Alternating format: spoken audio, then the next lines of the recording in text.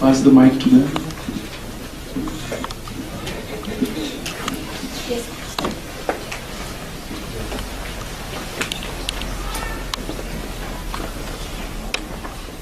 Hare Krishna Maharaj. Hare Krishna. What is your name? Annette. Huh? Annette. Oh, wonderful to meet you. Thank you. I've met you many times. My privilege. So I have a question. You talked about cultivating humility and what was it? Seeing opportunities, I think. Gratitude. So I was wondering, if I want to help others fertilize the ground for the spiritual seed, would it help if I can help them to develop gratitude, to see the opportunities and the obstacles, to develop a positive attitude towards what they have seen as hardships in their lives? Please do that. Obstacles and hardships could be interpreted as a curse or a blessing. If we interpret it as a curse, it will be a curse. If we interpret it as a blessing, it will be a blessing. Because in every situation we can learn. We can gain in wisdom. We can humble ourselves before God. But in order to transform those obstacles into beautiful blessings, where we can achieve something that we could have never achieved without those obstacles, it requires faith. And that faith becomes real when we're in the company of people with faith. It can really help us. Recently I was with a lady. It's a long story. I've told it before here, I think. But when she was 9 years old, she was forced to get married. It's from a poverty-stricken little village in India. When she was 19, she had 3 sons and was pregnant with a daughter. And a criminal influenced her husband to repeatedly kill her. He kicked her in the womb until she was totally unconscious, and he thought she was dead. Dragged her into a cowshed. Because it was crowded with cows and bulls. And the idea was that they would think, the people would think that the cows and bulls trampled on her, and that's how she died. But one cow, a mother cow, stood over her body and wouldn't let anything or anyone come near her. She was fighting off everything else. If any bull or cow came near, the southern cow would take her horns and get them away. And she stood right over this woman who was unconscious for hours. And when she woke up, she was in total pain, and she saw what was happening. This cow was defending her, protecting her. She gave birth under the cow. She cut her umbilical cord with a stone. For hours, she was helplessly laying there. She couldn't even stand up. And the cow was right over her, giving protection. When she finally did stand up, she embraced the cow and promised the cow, because you helped me when I was helpless, I will dedicate my life to helping the helpless.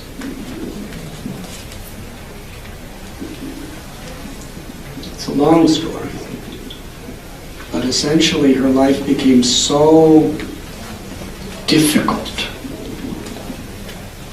She went to her biological home and they rejected her because it was the tradition of their family, crazy tradition, that once a woman is married, she could never come back to her father and mother's home.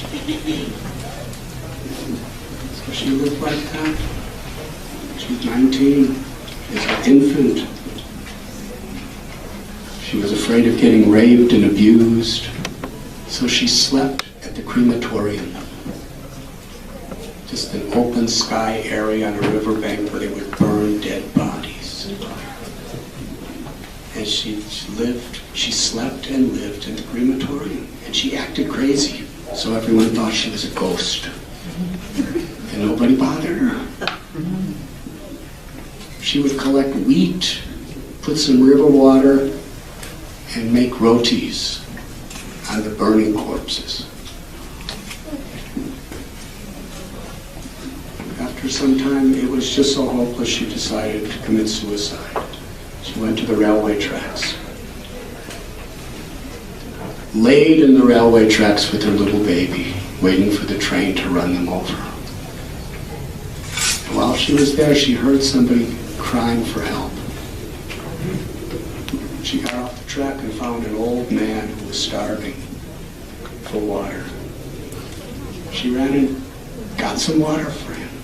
And she started singing songs and begging and got some food for him. And he was so grateful. She was thinking, I have a purpose in this world. I could do something. I can help others. Look, I can actually do something. And she was laying in a field in the hot summer under a tree. She was thinking, well, what am I going to do? I'm completely beaten down. And then she saw above her was a branch that was brutally axed by a woodsman. It was just hanging by a shred. And she noticed it was giving her and her child shade from the sun. Yes, as beaten down as I am, I can do something. And she started helping children. And soon she became the mother of the orphans. And people built an orphanage for her. She had 1,500 children and over 1,000 grandchildren. And she won over 270 national and international awards. And she was invited to over 30 countries to speak. But she said that the most satisfying thing she ever did in her life was after she had established these orphanages and everything. One day, this really old, homeless man in rags, he was about 80 years old, he came to the orphanage and begged for help. And she recognized that was her husband. That was the man who kicked her and kicked her and kicked her and beat her and tried to kill her. And you know what she said to him? She said, when you kicked me out of the house, I was in rags and you were wearing nice clothes. Now I'm wearing nice clothes and you're in rags. When you kicked me out, I was helpless and starving and you were eating. Now I'm eating and you're helpless and starving. He begged for forgiveness. She forgave him. And she said, you could live in my orphanage, but you're not my husband. You're my son. I'm only a mother these days. And she gave him shelter, and he actually completely transformed. She told the other children that give him your love, he needs it the most. And then she told, when visitors would come, she would sometimes introduce him. This is my eldest son.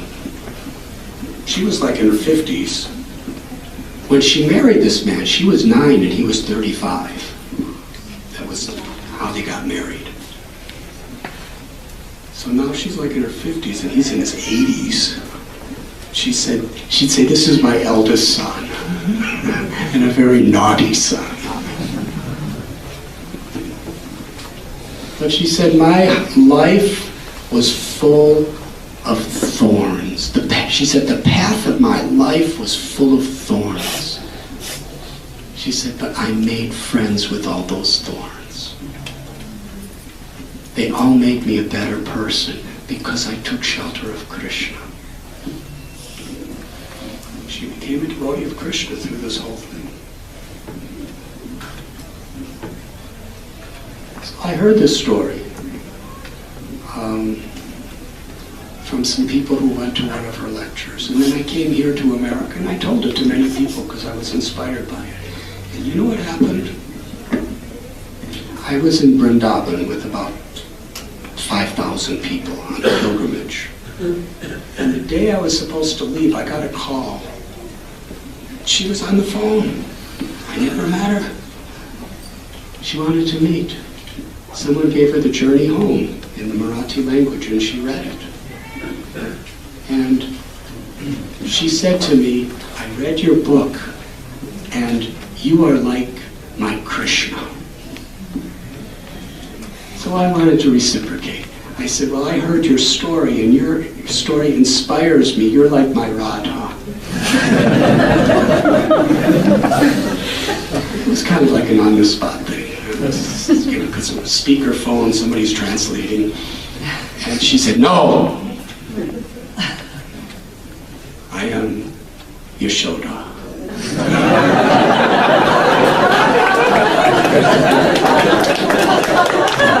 I'm your mother, nothing else. So I thought that was nice.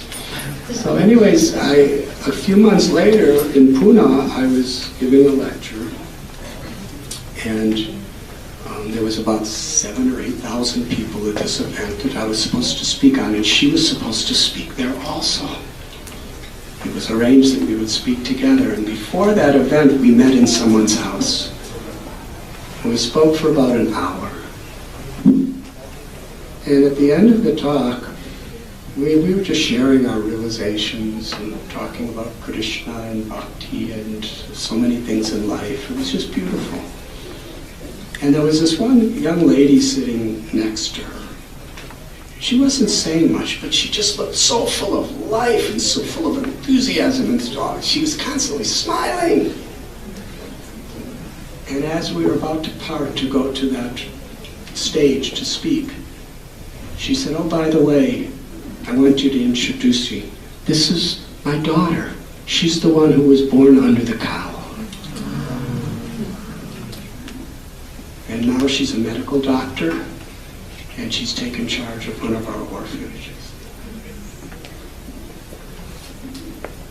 So there are hundreds of millions of stories similar to this, of how people, and she, whatever difficulties and tragedies and traumas that she went through in life, she transformed them into ways in which she could help people that she could have never done before without that. That's how she transformed curses into blessings. That's extreme. But in our own little ways in life, if we look for the opportunity to grow, to humble ourselves before God, to transform these injustices even into ways that we can be compassionate to others, then it's a blessing. Because like at the beginning of my talk, like that General Sherman tree was saying, we don't have very long. Compared to a redwood tree, our lifespan is very, very tiny. But we have the opportunity. We shouldn't let anything distract us from the opportunity that we all have as human beings to love God, to be an instrument of that love. Everyone has that potential. Does that answer your question? Thank you so much, Maharaj. I really appreciate it. Hare Krishna. Thank you, Hare Krishna.